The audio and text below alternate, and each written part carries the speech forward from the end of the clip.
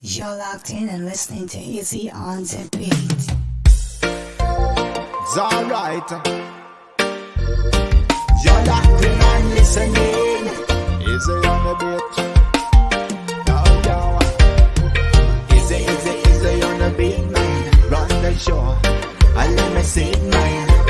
Easy on the beat, man. Run the show. And let me see it, man. Yeah. Live wire the stream yard. Me say easy.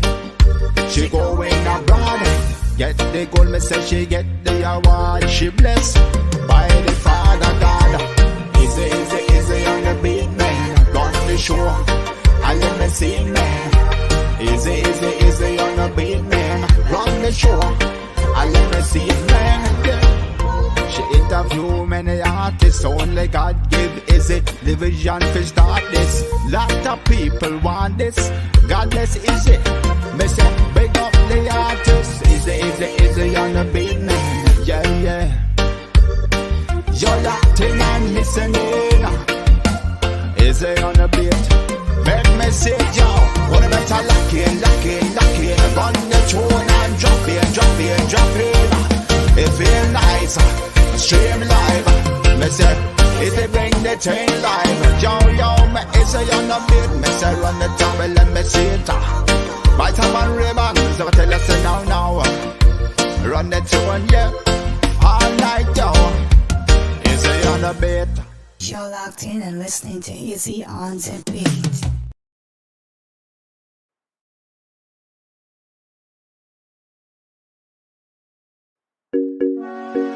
Victor C. Jacobs, Sister Easy on the beat, man. Give your life some meaning.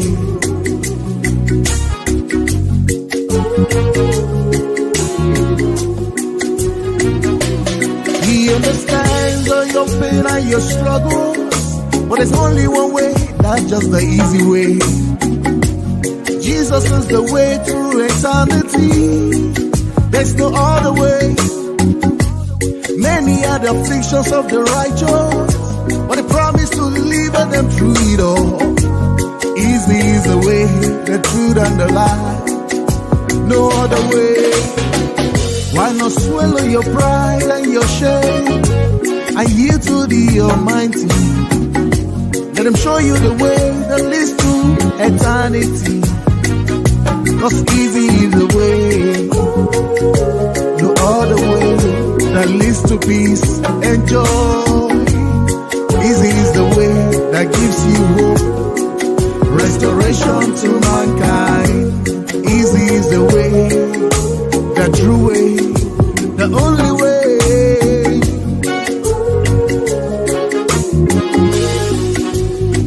Sister Easy on the beat, man. Giving lots of meaning. Oh God, true God, hey. Easy on the beat.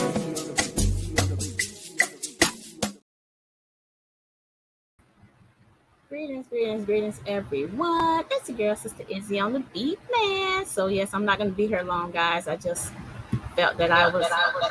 Let me turn on this feedback. Sorry. Yes, I just felt to come on for a little bit just to give an update on this Hurricane Idalia that is heading to the Panhandle.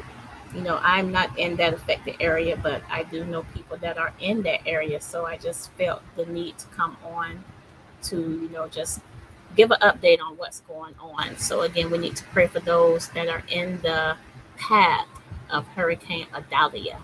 All right. So again, welcome everyone. Again, I'm only going to be here for about 30 minutes. All right. Just to see where the storm is. So let me greet my Lord and Savior Jesus Christ, who's the head of my life. Amen. Greetings to you, the Isaacs family. Greetings to my beautiful mom, Evangelist Marina Thomas. Bless up yourself every time. All right. So I'm just going to briefly show the updates of this storm that is heading in the path. Those that are in the path of the hurricane. So I'm going to give you a brief update. All right. So about 30 minutes, guys. I'll be here. Then I'll be out of your way. All right. So here we go.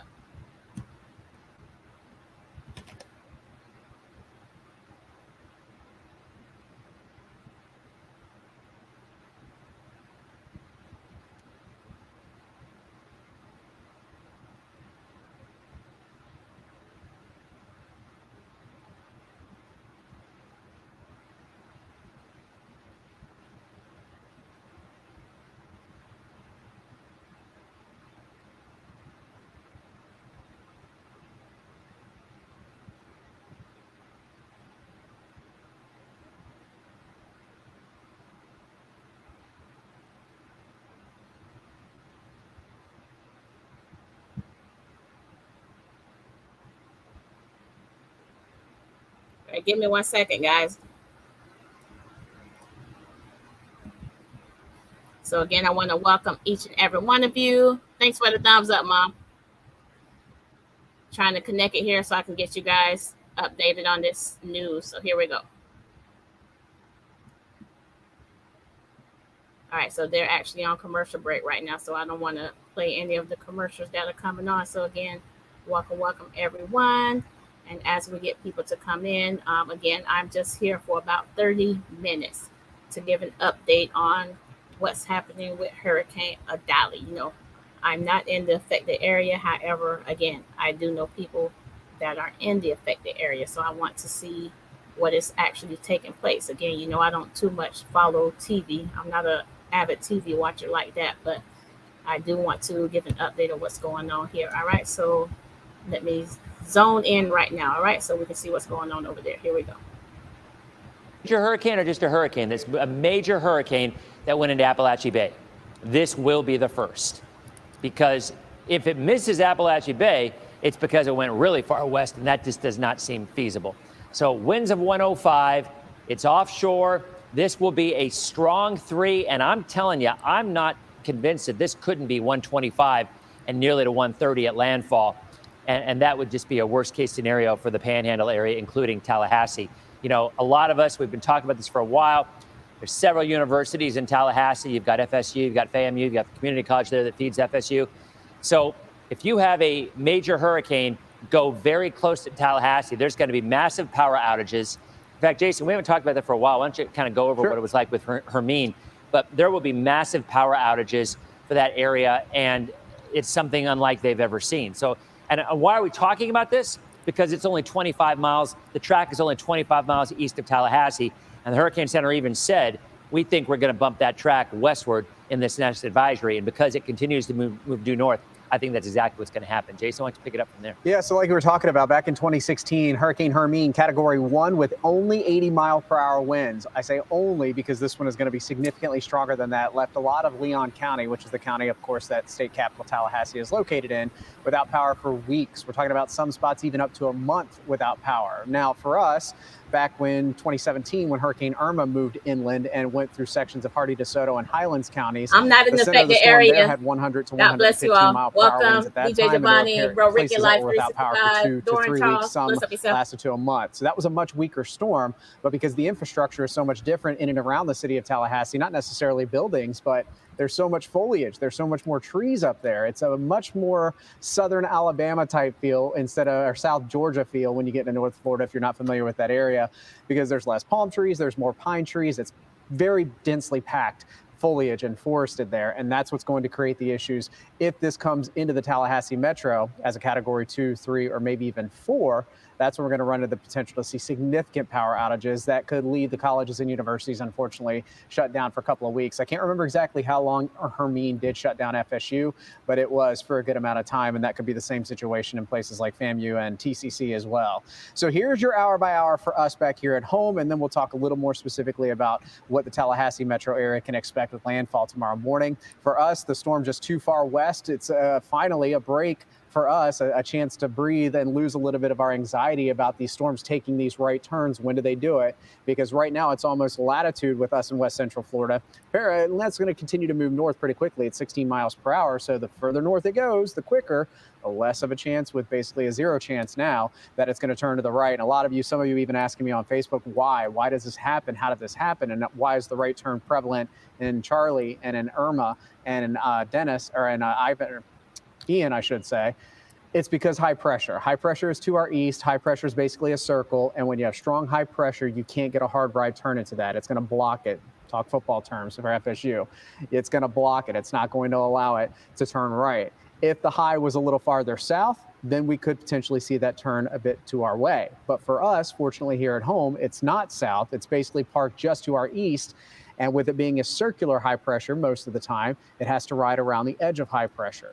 that is going to cause it to turn right once it gets up to the I-10 corridor instead of it happening down further south like we have been seeing here these last several systems. So this is by midnight, this band that's moving onshore now with the potential for a few isolated tornadoes, very heavy rainfall at the coast, a couple of inches of rain per hour, not out of the question in some of these heavier storms. That's going to persist here at the beaches from 75 west as we go through about midnight. Fast forward to 2:30, there's the center of the storm, still way too far to our west to have any kind of a concern about hurricane force winds outside of maybe a strong thunderstorm producing some gusts over 50, 60 miles per hour. The sustained winds are just not going to happen with this system being that far west. But there it goes, moving up to the north-northeast, and landfall still subject to change. Dennis mentioned that there could even be a little bit of a swing to the west, but the latest models do try and bring it in more toward, at least this model, I should say, Taylor County. Franklin County is a bit farther west, so somewhere between Franklin and Taylor County is a good bet. The situation here along their coast is not like our coast down here, though. There could be storm surge that exceeds 10 feet along the coast here in the Appalachia Bay, places like St. Mark's, Wakulla Beach, Shell Point. And then once you get east over toward Keaton Beach, Horseshoe Beach, these areas here, a lot of you do some scalloping in these regions. You've been saying you drive up there and do some scalloping offshore of Keaton Beach. But this coastline is much more rural and a lot more swamp and a lot more marsh area. So that's going to take the brunt of the storm surge, but there are those towns that are on the beach. They're pretty small towns, but populations nonetheless.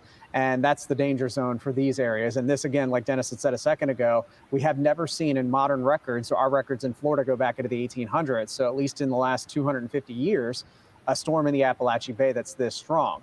If the center, which on this model doesn't show it, but the forecast track at 11 probably will be a bit farther west, if this goes over Tallahassee as a 115 to 130 mile per hour storm, this is going to shut the city down for a good 2 to 3 weeks, if not longer. So that's the concern in the Panhandle, is how strong this system can be, and the fact that everybody that's lived up there has never gone through a storm. Nobody's been alive long enough to go through a storm like this. So this is the first time this area, and everybody that may have 50, 60, 70, 80 years of living there, this is the first time they've ever had a threat such as this. And that's why Idalia is so much worse of a storm in this area. Down south, it seems like the last 10, 15 years, we've just had several hits of storms this powerful. So that's the situation up there, and that's why we're watching things very closely. Dennis, where do you want to go now? Do you want to talk storm surge? I did want to mention, you were talking about high pressure. I don't want to get too sciencey on anybody, but you were talking about the fact that high pressure was really kind of not allowing that right turn until eventually when it goes around the perimeter of that high pressure. But in addition, what also that high pressure system is doing, to further Jason's football analogy, when a lineman goes behind a running back and tries to force him through the line because he doesn't have enough on his own, he picks up his forward speed. That's exactly what happened here. The storm actually at that point did go faster than it was before. So we haven't talked a lot. Well, I was going to say the 7 day, but we haven't talked a lot about the forecast. Put it back there for you. Because the forecast, we all know what it's been and what it's going to be for tomorrow. We are going to have rain the first half of the day. I'll tell you, this is such a fast moving system now that by the afternoon, this will already have moved into Georgia, and we're going to see breaks in the cloud cover tomorrow. Tomorrow's big story, without any hesitation, is the flooding potential. We've been talking about that for the longest time. But in terms of our weather into the weekend and beyond, there will still be moisture, feeding moisture in Thursday as well. More bands of that storm, not nearly as intense, but we will still see a decent amount of coverage of rain on Thursday as well. Just nothing like what we're going to have tomorrow. But at the end of the day, for the folks who are really waiting for things to pick up as they often, as the forecast was saying it would for the last several days, we're going to have these strong bands. Yes, that'll continue tonight and even into Thursday for an extent. But this is not a major issue for the Bay Area for wind, for rain, potentially for a few tornadoes. But the reason it's turning into such an issue for the folks with the storm surge is because it just happens to coincide exactly with the time that we get that full moon, the supermoon. There's been a lot of talk about that too. And the water is already starting higher. So usually the tide might be at about 1.3, 1.4 feet. You go to a high tide, might be 2.1, 2.3. It's 3.0 feet. Not overnight tonight. Overnight tonight, we're getting a break. It's 1.7. But as this continues to move north, you see these totals have come down a little bit. Earlier on, they were 4 to 7 feet. Now it's 4 to 6 feet. I kind of expect it's going to go down even a little bit more. We are going to catch a break. Now, not for up here. Up here, there will be monumental storm surge issues. 10 to 15-foot surge where landfall occurs. And that is going to be pretty much every bit as high in some places as it was with Ian last year. So we are blessed. We are fortunate that we're not going to have to deal with that. And even Cedar Key, which for the longest time, the models and the Hurricane Center were saying this looks like a Cedar Key storm. Even Cedar Key is pretty much out of the woods. Now, when Jason was giving the weather a minute ago, I actually just went over and checked the 0Z model data. And because, you know, that's the latest one, the one that we'll be getting with the next advisory. And it is not quite to Tallahassee. So we'll see if the Hurricane Center decides to keep the track just off to the east. There's a look at Cedar Key. We were talking about Cedar Key. I mean, that's not really bad. You're not seeing any wave action yet at all, really. I mean, it looks pretty tranquil. And we have done many live shots days and just pummeled our area. So hurricanes can change the way that we look at things. That storm did not move and just caused a lot of beach erosion. It also destroyed the boardwalk in Cedar Key. That storm did, because it just continued to move because it had no steering currents. This one has that big push, that area of high pressure, that blocking high, and that's located down here. And it literally just forces it north. And right now it is still due north. So we'll see the new advisory. Well, we will get an update from the Hurricane Center in about 13 minutes with a new wind field and the direction, but the updated track, which is a very important track. And I know there's a lot of parents, and myself included. My son is actually watching us right now with his roommates on our streaming app because we're giving some pretty solid coverage of the Tallahassee area. And of course, because it's his dad talking to him, so there's probably something there too. But regardless, we're covering it a lot because we know how many people live in the Bay Area who have family, who have friends, who have kids, who either attend FSU or FAMU or live in the Tallahassee area. So I think it's our duty, our responsibility, especially considering right now we're doing okay, that we focus on an area that could truly see a devastating hurricane arrival tomorrow morning. I mean, they're not going to get water in Tallahassee in terms of a surge. They're inland, but boy, oh boy, they are certainly going to get quite a bit of wind and quite possibly monumental wind totals that they have never seen before. So we're going to continue to cover that. We're going to continue to give you an update on all of what's going on with Idalia. But let's go on back to Wendy and see what's going on in the rest of the area. Wendy? Oh, yeah, we've got reporters spread out all across the coast. Thank you, Dennis. We'll check back with you in a bit. Continuing our coverage now of Idalia, let's go out to Pinellas County right now. That's where our Vanessa Ariza is at the St. Pete Pier, which is often windy, but it looks like you're standing pretty still. How are the conditions out there, Vanessa? Yeah, you know, the hair was in a ponytail. We've gone...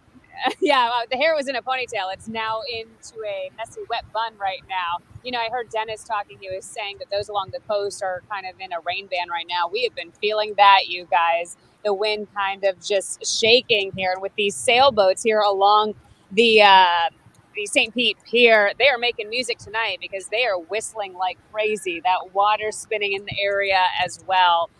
So it's kind of been like this off and on, maybe about within the past hour. It feels as though the winds have picked up just a little bit. That rain starting to pelt us even more, knowing that we're going live. So very on cue. We haven't really seen too many people walking around here. Actually, just saw two guys walking shirtless, so they're taking it in. But what we have noticed around here is St. Pete police. They are driving around, just making sure that people are okay. And we also spoke within the past hour with the media representative with Mayor Welch's office. She tells us that hopefully soon we will be receiving a message from Mayor Welch. So hoping to get more information on that to see if there have been any changes. But so far, so good, as we haven't really seen too many people around here. The streets are very empty, so people heeding those warnings. But that wind, it is gusty right now. It is picking up, and that rain following with it. Back to you guys. All right, Vanessa, thank you. We'll check back with you. Meanwhile, let's check back in with our Lydia Vasquez. She has been in Oldsmar throughout the day, and she joins us live with the latest out there. Conditions not too bad right now. Lydia? Yeah, hey, Wendy. I'd say a little bit less than what Vanessa's dealing with right now. The rain is slowly starting to pick up. The wind is picking up about 18 miles an hour. We can show you as Eugene photojournalist here zooms into the trees behind us. The lights, it's blowing out there. The palm trees, I'd say, are whipping a lot more than that tree you're looking at now. The stop sign's waving just a bit. Nothing too crazy out here right now. But again, the big concern for people here in Oldsmar, they've been telling us all day long, is that storm surge. We were over by Arields Park earlier today where the water was already coming up through the grass on covering the entire sidewalk onto the bench there. And that was the main concern. I heard people passing each other, telling them to stay safe. And some people are evacuating here to where we're at in Zone B. One of the managers at the hotel told me that they're at capacity. So again, right now conditions, pretty similar to an afternoon storm, but it's that surge that everyone is kind of watching out for. We're not too far from that, so we'll be able to see, what comes of that tomorrow into the afternoon as well. But again, everyone's kind of taking precautions for that. I mentioned earlier that it's pretty 50-50 here in Oldsmar. Some people are boarding up their homes and putting sandbags out. Others right across from the bay there, they told me they're just going to stick it out and kind of see what happens. So again, right now, calmer conditions, a bit windy out here, some rain coming down, but we'll continue to bring you updates of what we're dealing with out here in Oldsmar. But for now, I'm Lydia Vasquez in Oldsmar, ABC Action News. All right, Lydia, thank you for the update. We want to go out now live to our Katie LaGrone. Katie, you're in Spring Hill in Hernando County. How have things progressed in the last few hours? Are conditions dissipating? I'm hearing the rain for sure. Right. And you know what? This is actually the first time we've heard the rain, at least at this level, all day. And you can see it's not a really intense rain. It's sort of that annoying kind of spray rain that a lot of us get before, the hurricane. But this is kind of the most active that we've seen the weather since we've been out here. We're about 4 miles inland from Hernando Beach. And of course, it's that coastal area, Hernando Beach, the low-lying areas, actually the entire west side of US 19. This is basically the border, is kind of how it's being described to us. The west side of US 19 is kind of that risky area. The east side, which we're on, is where people are escaping to higher ground. We spent some time on Hernando Beach earlier today. There were quite a few homes that were boarded up, some sandbags. We did see some people out and about, a couple people still at their homes. But for the most part, it did seem like a pretty desolate area. In fact, a county spokesperson tells me proudly that about 80% of people in those coastal low-lying areas, which, by the way, have been under a mandatory evacuation all day since this morning, have gone ahead and left. So that's really, really good news. Here at the hotel that we're staying at, much like what you just heard from Lydia about, this is a booked hotel tonight, and the general manager told me earlier this evening that nearly 100% of the guests here are all locals who have gone ahead and heeded that advice from emergency officials. The big, I hate to sound like a broken record because we've heard it from all of the reporters out tonight. The big concern, of course, is that storm surge here in Spring Hill and along more specifically the coastal area of Hernando Beach. The big issue is possibly 6 to 9 feet of storm surge could make its way. A county commissioner actually earlier today said, look, this is not a matter of if storm surge is going to happen. He says it will happen. And that's basically how they're preparing here. There is some possible, cautious optimism with this sort of westerly track that certainly Spring Hill is not going to get, much like a lot of the other areas that we're covering is not going to get the brunt of this. But still, for some perspective, Spring Hill, the last big flooding event that they dealt with from a hurricane was Hurricane Hermine back in 2016, and that was about 5 feet of storm surge. So if we get closer to that 6 feet, it could pose some challenges for the area, but the county is ready. In fact, they have National Guard already in the area with 2 big water rescue trucks, because the anticipation, or at least the way that they're preparing now, is that there will be some search and rescue efforts tomorrow. That is the very latest here in Spring Hill. Back to you. All right, Katie, thank you. Good to hear that 80% of the folks near the coast there have evacuated. That's good news. We now move to Pasco County. That's another area bracing for the storm. Our own Eric Waxler is in Port Richey, joining us now with more. I think you had a little rain and maybe even a little lightning earlier when we checked in with you. Eric, how's it looking now? Yeah, the weather is definitely deteriorating. It's been relatively calm since we got here a few hours ago, but now we are starting to see some of that rain and some of that wind. You can maybe look up and see with the parking lights there and the palm trees that the rain is falling here. We're at Nick's Park, which is normally a place where people come to launch their boats and head out to the Gulf. And we are seeing the Gulf slowly coming in as we get closer to high tide, which will come around midnight, and that's the concern, is the storm surge in this part of Pasco County, West Pasco County, and US 19 is just right over there. And I have seen in past years flooding that got so far up that parts of US 19 had to be shut down. And so that is part of the fear, along with all the people that live along the water. So people are taking this very seriously, even though the storm is way offshore. They are really going to be watching the storm surge tonight and into tomorrow. Some people are coming out just to experience a little bit of the storm. We found we've got Ron and Michaela, right? You guys moved here from Ohio last year and saw your first hurricane in Ian. What was that experience like? It wasn't up here. It wasn't what all the hype was. Right. We were a little bit disappointed because we wanted to get that first one out of the way. Right. So we're kind of watching this one. This one's a little more scary for us than last year because it's going to hit here. It's already more than it was last year. Yeah. So we're a little anxious and ready for it. Yeah. And so Michaela, you've got, who's that? You're FaceTiming with Bella in Ohio. So Bella, can you hear us? How's it going in Ohio? Great. Yeah. So what does she think about it? Is she worried for you down here? Are you? Yes. She's worried. How are you feeling? I'm feeling a little nervous, but not much, because in Ohio we dealt with a lot of bad storms, so it's not that bad, but at the same time it's still a little scary because it's a hurricane. Yeah, well, you guys be safe. You head home because this is a mandatory evacuation area, so people are supposed to be back home and keeping safe as the weather gets worse here in the next few hours. Around midnight is when that storm surge could really start to play a factor here in Pasco County. But for now, I'm Eric Waxler, live in Port Richey. We'll go back to you. All right, Eric, stay safe out there. Thank you for the update. Next year tonight, Chad Mills has also been following Hurricane Idalia. And Chad, I know you're still in Johns Pass, seeing more storm surge out there. Now I see you bundled up a little bit, so the wind and the rain must be whipping a little.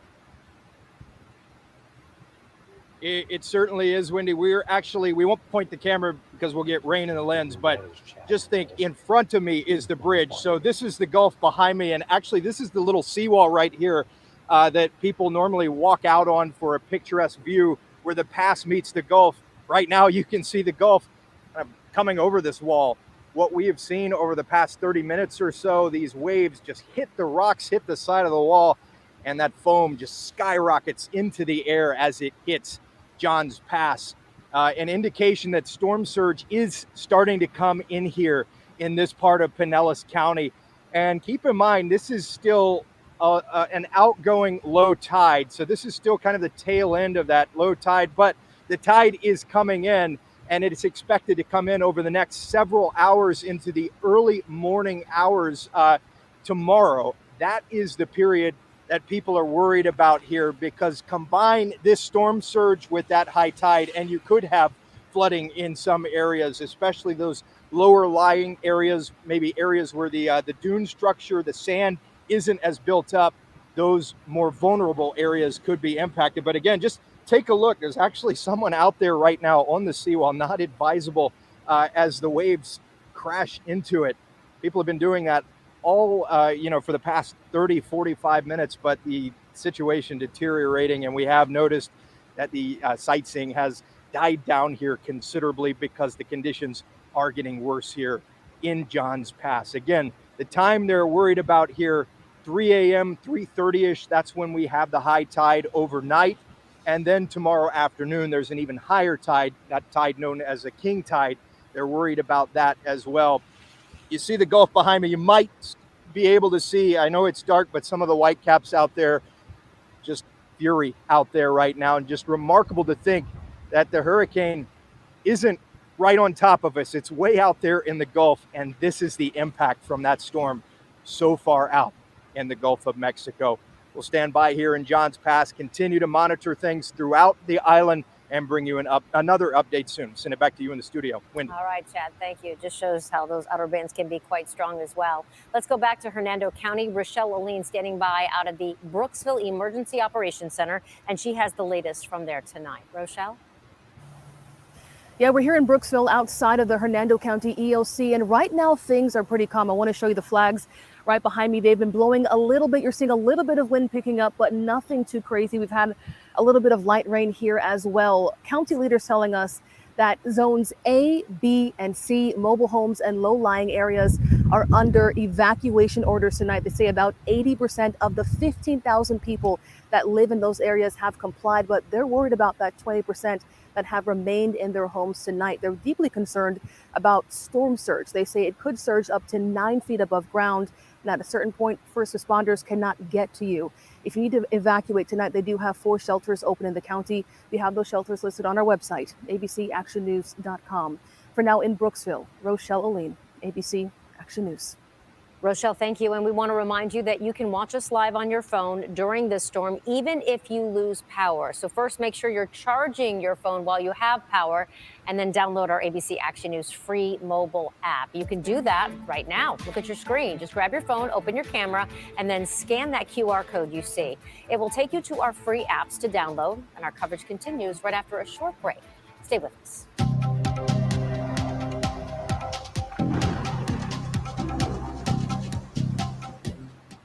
All right, guys. So again, I just came on briefly to give an update on this storm. And as we can see, it's slowly caving in on the panhandle.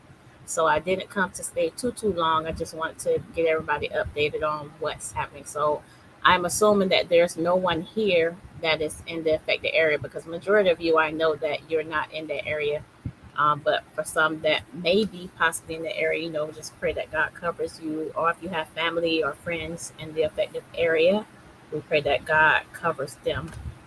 Amen. So again, I just came on for a little bit. Didn't want to come on and take up too much time. So I'm going to randomly come on like this every once in a while until this storm passes completely over Florida. All right, once it leaves Florida alone. So I may pop up again in the morning, because I'm going to go take a nap now. So I may pop up sometime early in the morning or after I drop my daughter off to school, just to get a brief update on what is happening, because, we have to pray for our one another. Whether you know people or not, we still have to pray for everyone, because nobody wants to see anybody going through storms. If you've ever experienced a hurricane, you know that it's nothing fun. It's very scary. It's like you're in a train station somewhere, and it's very, very annoying, and it's scary for little children as well. So we have to pray for the children that they are able to not panic, because it is scary when you're experiencing a storm, especially one big like that. And if you're living in the water area, if you're close to the ocean, that can be even scarier, because you're prone for floods. So we have to really pray for these people. Bless up yourself every time, my bro Ricky. Again, thank you each and every one of you for coming in. Appreciate you all. Miss Mertice Wiley, bless up yourself. Deacon David Dukes, bless up yourself every time. Again, the Isaacs family, bless up yourself. Little bro DJ Giovanni, who's gone to bed, bless up yourself. My beautiful mom, Evangelist Malvina Thomas, bless up yourself every time. Sister Angie Hart 67, bless up yourself every time. Elder Todd Kenty, bless up yourself every time. I guess that's everyone that's here. Doran Charles, who came in earlier, bless up yourself, bro.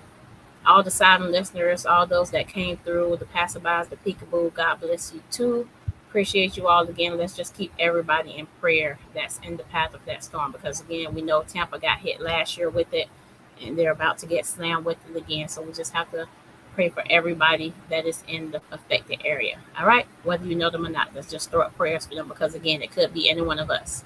But God just spared us this time, but it could be anyone at any time. That's right, Mom. It's praying time now. That's right. Because if you look at this storm, like I said, I don't follow TV too much, but when it comes to something like this, I try to stay alert.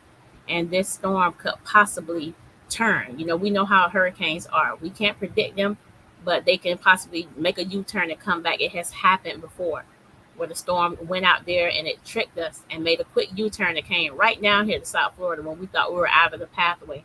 So anything can happen at any time. So we just don't know. So let's just pray that everybody is safe and no casualties may take place with this storm, because it looks like a dangerous storm. And when a storm moves slow, we know that that's not good when that storm moves slow. For the ones that go fast, they have a chance. But when they move real slow like that, these things cause some major damage. So let's just pray for everybody in the path of the storm, all right? And while I'm here, just a quick reminder, guys, I'll be here on Thursday with my brother here, Johnny Ruffin Jr., powerful worshiper. So I'm looking forward to that. And then I'm going to just go randomly, not going to say no time zones, but all right, well, just the one time zone. I got my little bro here, Karma Irvin, will be joining me here on Saturday. That's 7 p.m. Eastern Standard Time. Then next Tuesday, I have my brother here, Minister Brian Cook, be joining me on Tuesday, September 12th, my normal time, 2 p.m. Eastern Standard Time. That following Saturday, I'm going to have my brother here, Minister Change. He's a gospel rapper as well. So I'm looking forward to this. 8 p.m. It's going to be a late one. 8 p.m. Eastern Standard Time next Saturday. Following that, I'm going to have Pastor Ahmad Hall and friends that will be joining me on Tuesday, September 19th. There's more after that, but I didn't get to put the flyer up. And just FYI, I will not be streaming live at all in October. I'll keep saying that over and over, and I'm going to put a flyer up as well. But October, I will not be streaming at all in October. So I'm going to do a little restructuring, and I'm actually working on a new album, so I have to get that nipped in the bud. But it's not going to be released till next year. So thought I put that out there. I'm going to actually release it on my birthday, which is Valentine's Day. So look out for that new album on February 14th, 2024. All right. So again, my mom will be on Friday, this Friday, and every Friday thereafter. 4 p.m. Jamaica time, 5 p.m. Eastern Standard Time, 10 p.m. UK and Nigeria, 11 p.m. Kenya and Uganda. So kindly join in and support for a word of prayer and a blessing. All right. What's tomorrow? Wednesday? I'm losing track. Oh, Pastor Guy Francis will be on tomorrow. He's on at 1 p.m. Eastern Standard Time, 12 p.m. Jamaica Central Standard Time. So kindly come in as he plays some music. He's just going to play music behind the scenes, and he's going to have a word for you as well. He always has a word too. So he's won't be before you long on there. He's usually there 45 minutes to an hour tops. All right. And then as we know, every Sunday, Pastor Guy is there as well, 2 p.m. Jamaica time, 3 p.m. Eastern Standard Time, 8 p.m. UK and Nigeria. All right. So again, I didn't come to stay very long. I just want to come in quickly just to update you guys on what's happening with this hurricane. All right. So have a blessed evening. And I'm going to go ahead and go to bed now. Oh, well, there's like another update. I'm going to give you a little bit more. I'm going to give you 5 more minutes because I see something here I'm curious about right here. So let me see what they're talking about right here. All right. I'm going to switch over to another network because this one here look like it's more clarity. All right. Here we go. Just about 5 more minutes, guys. 5 more minutes. Alpha Bravo shifts, in other words, 12-hour shifts that are rotating with no days off in preparation for the response to the storm. Our troopers are maintaining high visibility along our interstate highways and all our evacuation routes, especially our interstate rest areas. We're coordinating with our local sheriff's offices, and we're assisting specifically in Taylor, Dixie, and Levy counties and notifying residents in evacuation areas to evacuate and heed that warning. We're coordinating with our FDOT partners, monitoring our roadways and our bridges to make sure they're safe for travel. As the governor mentioned, once speeds reach up 40 miles an hour, we're going to shut those causeways, those bridges down. So now is the time, as Director Guthrie said, now is the time to heed those warnings and evacuate if you're in an evacuation area. We're going to continue to monitor, and we advise you to also monitor your local emergency management officials and local sheriffs and follow their directions as they put out releases and directions for you to follow as the storm approaches and the impacts are felt. After the storm passes, I would encourage you not to go out and sightsee.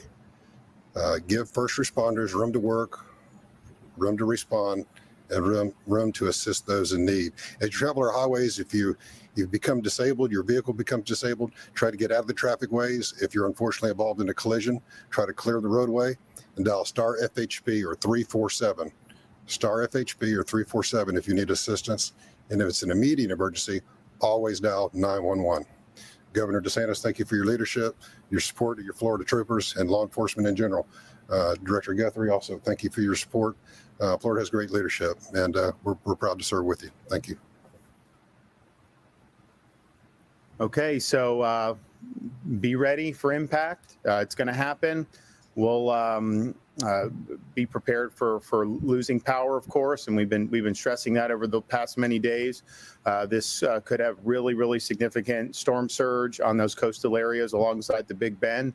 And storm surge of this magnitude is not something we've ever seen in this part of Florida in any of our lifetimes. So please take the appropriate precautions and just understand that this is something that absolutely can be life-threatening if you were in one of those areas that is in the coastal or low-lying areas when you're met with this type of storm surge.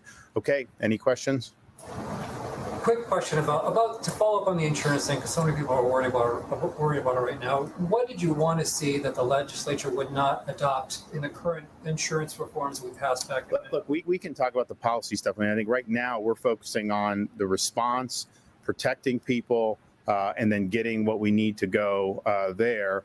And this is about execution right now. We obviously can have different policy debates when the time's appropriate, but this is what we have to do to be able to save lives, be able to respond, be able to get people back on their feet.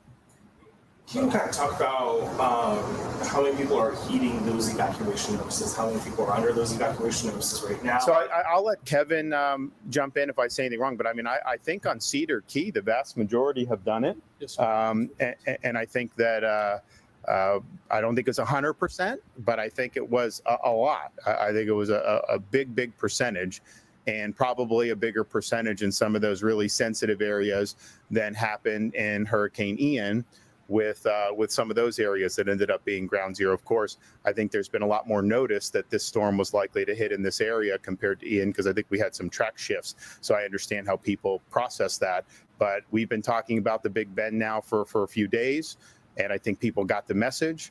And I think by and large, I think that they have heeded the advice. So I would say way more have heeded than have not heeded. Obviously, the storm is going to be pretty significant for Leon County with all the big trees we have. We haven't had a big hurricane, if not ever. I guess, is the state contemplating a contingency plan if Leon County is not able to run properly for the long term? I mean, there's people saying we could lose power for weeks, months. So we have spoken with the mayor and recommended that their utility accept the mutual aid, and I think he wants to accept it. I think he understands that could be useful. I think he understands that they want to get the power back on as quickly as possible. This utility here locally, has had some trouble on some of these situations with weaker storms in the past. I know in 2016. So we have the support here, and we want it to be used. So I think the city is going to welcome it.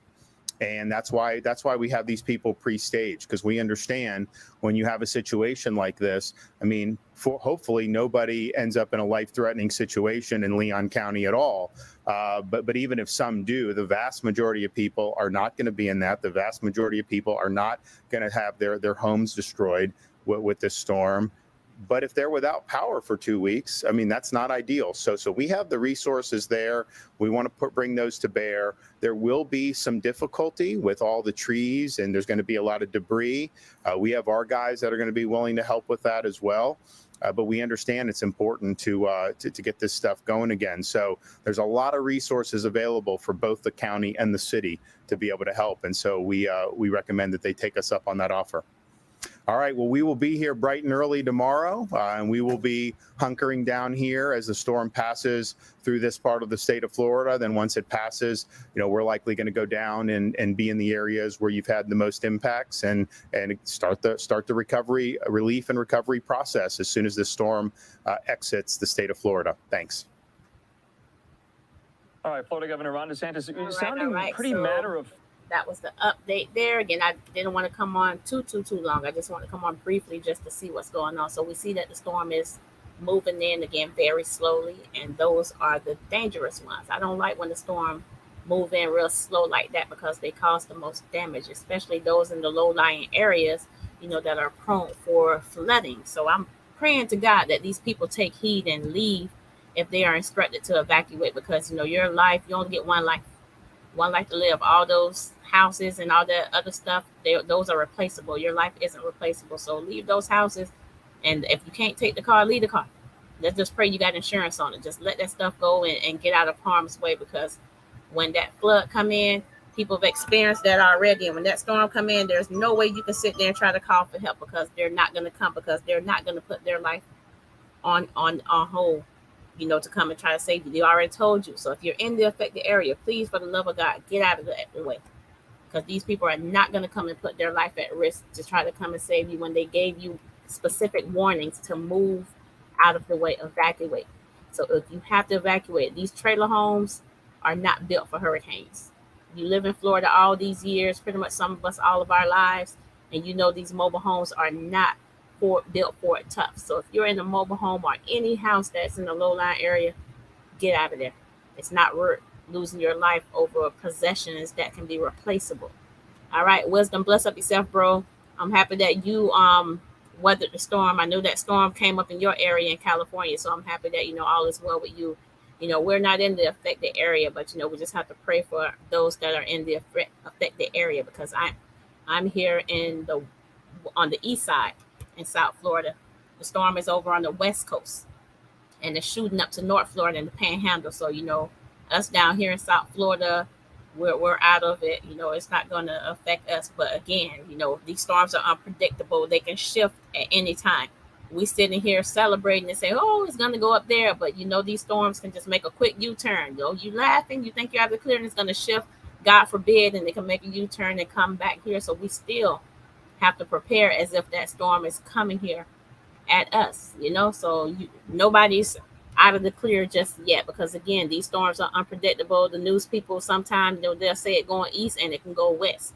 We've seen this happen before. For those in Florida many years ago, when they said that the storm was not coming to us, by the time we woke up, we're in the middle of a hurricane, and nobody had shutters up on their window, but by the grace of God, we made it through that storm. So it's very unpredictable. Yes, the news people are doing their best to predict these storms, but these storms are very unpredictable. We just have to stay covered under the blood of Jesus, plus stay covered like with these shutters. If the people say move, man, move. Don't try to be no superhero and try to stay because you want to save the house and all this stuff here. Again, that stuff is replaceable. Don't put your life at risk for possessions and all that other stuff. That's replaceable. Your life is not replaceable. So we just got to stay prayed up, right, Mom? Yeah, we got to keep on praying. Just stay prayed up, all right? So again, God bless each and every one of you. Again, I just want to come on a little bit just to give an update. I'm going to come on again in the morning. I don't know what time, but I will be doing random updates, until this storm passes out of South Florida. Well, out of Florida, not South Florida, completely out of Florida. I'll be continuing doing updates. And I see that there's another one out there that's on the east side of Florida. So we have to keep an eye on that one as well. So, God is in control. So let's just pray for these people that are in the affected area, all right? Because especially the elderly who really can't do much for themselves. Let's pray for those elderly people over there. All right. So again, just a general reminder, guys, I'll be here on Thursday. All right. So, and the reason why I'm squeezing in these Thursdays, because I'm not going to be on in October. I'm actually taking the month of October off. So I'm squeezing in these artists in on Thursdays and Saturdays to make up for October, because I'm taking October off to just relax and to restructure a little bit. All right. So again, Thursday coming up this Thursday, got Johnny Ruffin at 6 p.m. Eastern Standard Time. This Saturday, I got my little brother, Kama Irvin. He's going to be on at 7 p.m. Eastern Standard Time. Following that, I have Minister Brian K. Cook on the 12th at 2 p.m. Eastern Standard Time. Following that, on that Saturday, I have my brother here, Mr. Change, and he's going to be on 8 p.m. Eastern Standard Time. Following that, I have Pastor Ahmad Hall and Friends on September 19th at 2 p.m. Eastern Standard Time. All right. So I have, I believe, 2 more after that, and then I will be done again for the month of September, because again, I will not be on October, taking a little breather. All right. Sometimes you just got to take a little breather away from social media to rejuvenate a little bit. Greetings to you, Sarita Matthews. God bless you. Welcome. So, Giovanni, I'm not playing with you tonight, Giovanni. I'm not playing with you. Again, like I say, I'm not going to be on October at all. All right. I'm taking October off. So, again, I'll be back full force November with some fresh new interviews. Haven't lined those up yet, but I will be lining those up. Oh, also I have, I didn't put up for, Crown of Victory. I have Crown of Victory coming on too, guys. So I have to put that flyer up too. Lord, I don't know how that slipped me, but yes, Crown of Victory will be joining me as well on the let me make sure I get the date right. I don't want to mess up the date. So Crown of Victory will be joining me on the 9th. Yes, she'll be joining me on the 9th, guys, 2 p.m. Eastern Standard Time. I'll have that flyer up by tonight in a few minutes, all right? So look out for that. Crown of Victory, that's the wife of my bro Wisdom, and she'll be joining in. She has a new track out as well, and we'll just talk up the things when she comes in. All right, so again, God bless each and every one of you. Love you all like cook food. It's the girl, Sister Izzy on the beat, man. Good night, good morning, good afternoon, whatever part of the world that you're from. It's the girl, Sister Izzy on the beat, man. God bless you all. You're locked in and listening to Izzy on the beat. It's alright. You're locked in and listening. Izzy on the beat. Yo. Izzy on the beat, man. Run the show. And let me see it, man. Izzy on the beat, man. Run the show. And let me see it, man. Yeah. Live wire the stream yard. Me say Izzy. She going abroad. Get the gold, me say she get the award. She blessed by the Father God. Izzy on the beat, man. Run the show. And let me see it, man. Izzy on the beat, man. Run the show. And let me see it, man. Yeah. She interview many artists. Only God give Izzy the vision to start this. Lot of people want this. God bless Izzy. Me say big up the artists. Izzy on the beat, man. Yeah, yeah. You're locked in and listening. Izzy on the beat. Make me say, yo, what better lock in. Run the tune and drop it. It feel nice, stream live. Me say, Izzy bring the thing live. Yo, me Izzy on the beat. Me say run the top and let me see it. Right time on ribbon, so I tell us now. Run the tune, yeah, all night, yo. Izzy on the beat. You're locked in and listening to Izzy on the beat.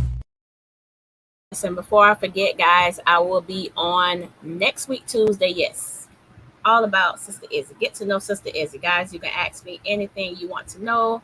If you want to know about Sister Izzy, it will be me live next week, Tuesday, September 5th, 3 p.m. Central Standard Time, Jamaica, 4 p.m. Eastern Standard Time, 8 p.m. Ghana, 9 p.m. UK and Nigeria, 10 p.m. South Africa, 11 p.m. Kenya and Uganda. So come with your questions, whatever you would like to know. Come on and ask Sister Izzy, and I'll answer your questions. All right. So again, God bless you all. Have a blessed, safe, wonderful evening, and I'll see you guys, Lord's willing, on Thursday with my guest, Johnny Ruffin Jr. All right. So have a good night, good morning, good afternoon, whatever part of the world that you're from. It's your girl, Sister Izzy on the beat, man. Good night, everyone.